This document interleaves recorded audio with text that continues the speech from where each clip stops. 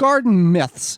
And garden myths are very popular. The act of these activities are popular, even though they have been debunked by science, good science, and people continue to do such.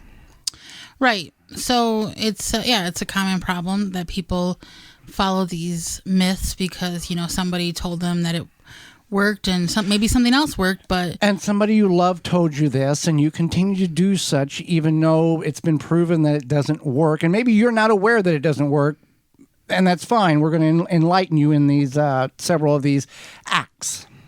Right. So the first one is potato tower, which is probably, I want to say, maybe your favorite garden myth. The concept or the premise of a potato tower is a 2-foot by 2-foot square box that's about 4 foot tall. It's got poles on all 4 corners, and you plant the potatoes on the ground. You cover it with soil, and then as the potato grows, you fill in or you attach the outer board. Some people leave all the boards intact, and then as the potato grows internally inside the box, they continue to cover it over, because the thought process is that as long as the potato is growing, the longer the vine, the more potatoes that vine will produce, and by keeping it confined, the thing on the internet, you'll get 100 pounds of potatoes in 4 square feet. Now, potatoes do come in determinate, indeterminate varieties, but that doesn't mean if you have a 17-foot long potato stalk that there will be potatoes growing on every square inch of that vine. It just simply is not possible by nature. It is a predetermined amount of potatoes based on the conditions in which is set forth for that potato to produce. You will see hundreds and hundreds and hundreds of videos when you go online to YouTube and search potato tower, building, how to build one. And that everything I just told you is the same. We're going to get 100 pounds of potatoes in this box, and as they grow, you continue to backfill, and all the potatoes and all that. You will find 0 videos online of 100 pounds of potatoes. You'll find many videos online where the quantity of potatoes harvested is very minimal, almost exactly the same amount of potatoes that was planted. And they give certain, this is probably why this happened, and this is why that happened. Potatoes are not designed that way. That's why you don't see commercial growers, and commercial growers are in the business to produce as much as possible, to ship out as much as possible, to make as much money as possible. If it was doable and feasible and it worked, you would not see fields of potatoes. You would see boxes of potatoes that would produce 100 pounds a box, and they would be producing millions of pounds of potatoes in a field. Instead of burying them, they would have boxes in them.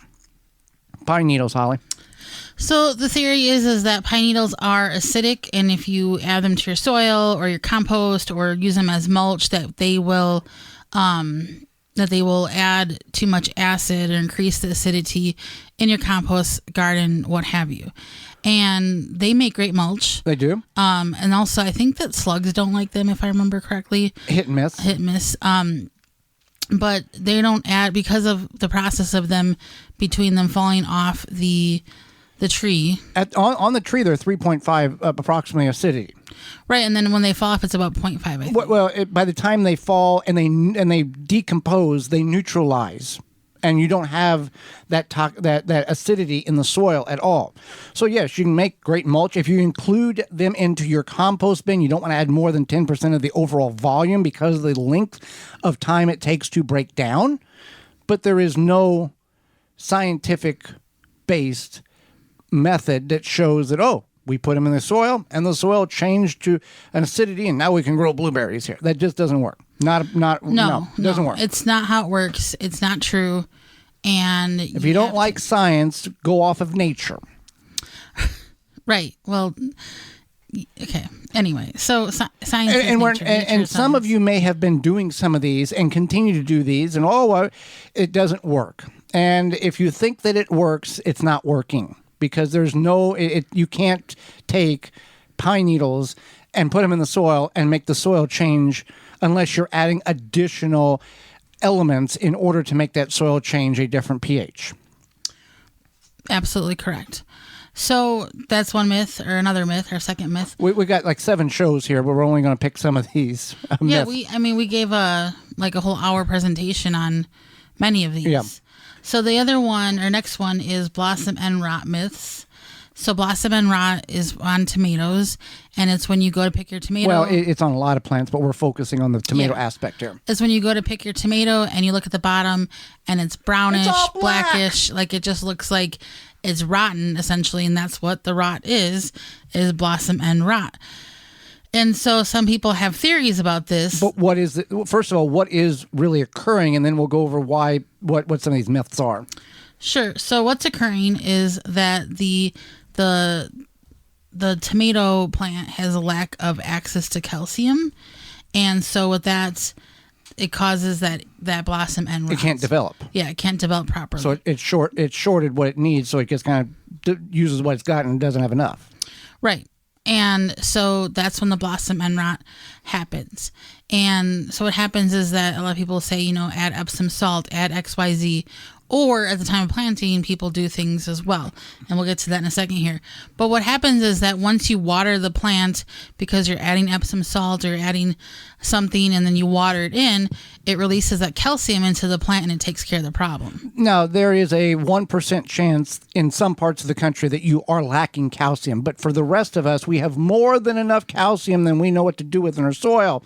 And the soil is too dry, the plant can't get it up and access it, and that's why we have these problems. So yeah, Epsom salt. People use Epsom salt. Oh, but Epsom salt is magnesium sulfate. The plant is a lack of calcium. You go to your periodic table, you can't make one work the other. Doesn't work that way. No. People will add Tums or powdered milk at the time of planting. Now, those both have calcium in it, but you're wasting your time. Just have a consistent amount of moisture in your plants. Drip irrigation system from dripworks.com. However you're watering, as long as you keep the soil damp, you're going to be fine. You're not going to have problems with your blossom end rot issues. It's when you have really dry conditions and you're not watering and the plants are trying to develop. That's when it happens. You want to go ahead and if you see that in the early stages, remove those tomatoes so the plant's not putting energy out trying to develop tomatoes that don't have the necessary availability to develop correctly. It will not, if you start watering when you see that, it's not going to fix the problem currently, but you remove those damaged tomatoes and it will greatly decrease the opportunity to have blossom end rot the next growth. The tomatoes take about 20 to 30 days. Each flower cluster, a flower will take 30 days to have a tomato. Right. Correct. So, yeah. So that's another myth that we have. And we talked about those. And then other one is Three Sisters planting, and that the bean portion of the Three Sister planting will feed the corn nitrogen. Corn is extremely a heavy feeder of nitrogen, and beans do not produce. They produce nitrogen for themselves. The procedure of the Three Sisters method is to utilize the corn, which is the stalk, which is the trellis for the bean, and the squash to cover the soil to reduce evaporation for the bean and the corn and the squash. That's where your Three Sisters comes in. Nothing more, nothing else. That's what it is. Right. That's exactly what it is. And you can use like a cover crop to add nitrogen to your soil, but it takes a much longer process than just one season where theoretically the beans are feeding the corn. That's not how it works. One more. Adding sugar makes your tomatoes sweeter. Yes, people do this. I cannot believe people do this, but there's no science there. You can't chemically alter the sweetness of a tomato. No. It's a variety. It's a variety. Yeah, that's all there is to it. There's sweeter varieties. There's more acidic varieties. Adding sugar to your soil probably is attracting some pests, possibly. Bees. Wasps. But mice. I don't know. Who knows? Gophers. More problems than if you just left the sugar in the house. And it's obviously a waste of resources, money, whatever. So don't do that either. So, do you have a garden myth, or do you have a practice in your garden that you don't know if it's really beneficial? Send it on over to gardentalkradio@gmail.com, and we will confirm or deny your practice and whether you should continue to do such. What you should continue to do as listeners, and Walton's Inc. has heard this, and that's why they're returning next year for their fourth consecutive year on the program, is Walton's Inc. has everything but the meat. Yeah, so Walton's, we know you care about where your meat comes from. Definitely you're canning, preserving your fruits and vegetables. At Walton's, you can get all the equipment, seasoning, and supplies to make sausage, jerky, and any other meat product your way to your high standards. Do you want to make snack sticks that people will actually like? Walton's created meatjuststicks.com, an informational site to help you make the best finished product. They have their full line of meat grinders, mixers, sausage stuffers to help you go from animal to edible. Walton's everything but the meat. If you use code GROW50 to save 10% off your orders of $50 or more at waltonsinc.com. For more information, please visit thewisconsinvegetablegardener.com.